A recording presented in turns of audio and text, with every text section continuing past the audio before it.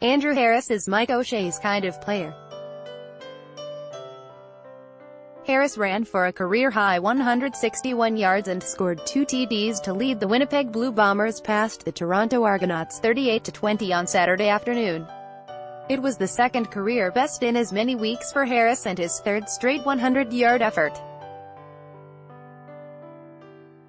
Toronto Argonauts quarterback James Franklin passes under pressure from Winnipeg Blue Bombers Corey Johnson during the first half on Saturday. Mark Lynch, the Canadian press man, "I would have loved to play with him," said O'Shea, the Bombers head coach. "I would have been fired up on the sidelines all the time he got the ball. I would have begging the offensive coaches to just give it to Andrew." Read more.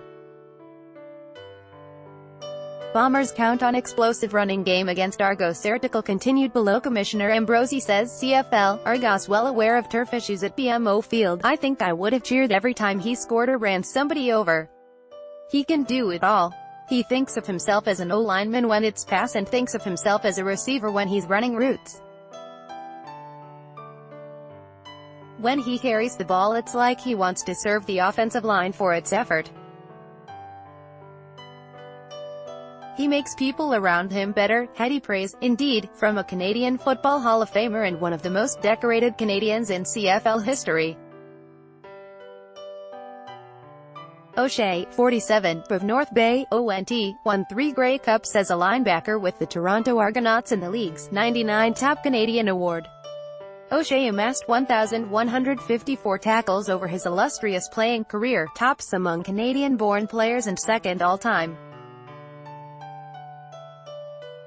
He was later named an all-time Argo and earned a 4th Grey Cup with the franchise as its special teams coach in 2012. The 5'10", 211-pound Harris anchored Winnipeg's 184-yard rushing attack. The Bombers came into the game averaging a CFL-high 171 rushing yards per contest. But Harris, a 31-year-old native of Winnipeg, couldn't forget about the fumble he lost late in the first half that allowed Toronto to kick a field goal and pull to within 25-12 at halftime. "It feels great, but I think the biggest thing about this game is I'll be looking back on that fumble," he said. "Those 5 guys up front, offensively, are doing an amazing job." Article continued below. "There are times I just have my head down and I am pumping my legs and they're carrying me through an extra 3, 4, 5, 6 yards sometimes.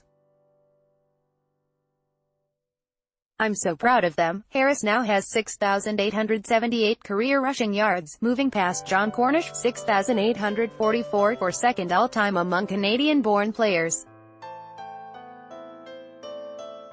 The late Normie Kwong is tops with 9,022 yards. The contest drew a season-low 10,844 spectators at BMO Field. That comes after just 12,196 fans watched the defending Grey Cup champions dispatch Edmonton 20-17 on July 7, so through 3 home dates, Toronto is averaging just over 13,100 fans in its first year of ownership by Maple Leafs Sports. The Argos averaged under 14,000 spectators last season. Toronto visits Winnipeg next week at Investors Group Field. Winnipeg 3-3, earned the victory a week after blowing a 17-0 halftime advantage against BC and losing 20-17. The score flattered Toronto, 1-4, which put up 19 points off 3 Bombers' miscues. The Argos converted 2 fumble recoveries into 11 points to pull to within 25-12 at the half. Levi Noel returned Kevin Fogg's punt return fumble 49 yards for the TD at 14:11 of the second before James Franklin found Armonte Edwards for the 2-point convert.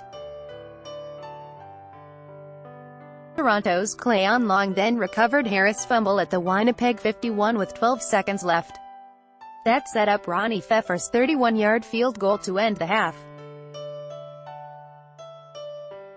Winnipeg countered in the third with Nichols' 1-yard TD run at 4:15 and Justin Medic's 16-yard field goal at 8:58 for a 35-12 advantage.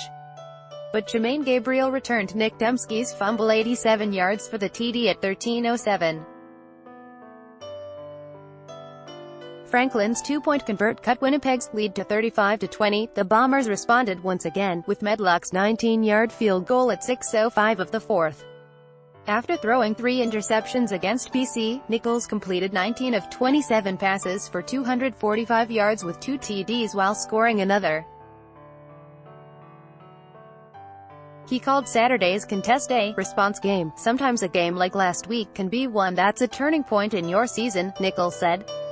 But I think we have veteran guys here who understood this was an urgency game for us and we came out and played like it in all 3 phases. Obviously we'd love to not give them freebies on turnovers, but aside from that I think we played a great team game. Winnipeg registered 429 total offensive yards while holding Toronto to just 173.